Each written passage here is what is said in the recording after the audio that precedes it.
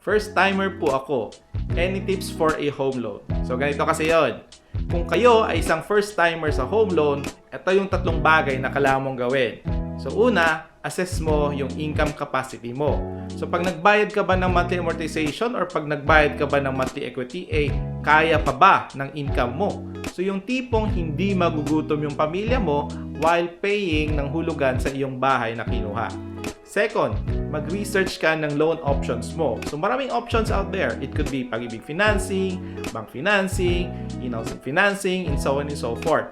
So ang mahalaga dyan, piliin mo yung pinaka-the best option for you. And third, consult ka with a real estate professional. So may it be a real estate broker or real estate salesperson. So these people, pinag-aralan nila yung real estate, lalo na po yung area kung saan sila naka-assign. So in short, masyo-shorten yung research time mo. So these are the 3 things that you need to do kung ikaw ay first timer pa lang sa home loan.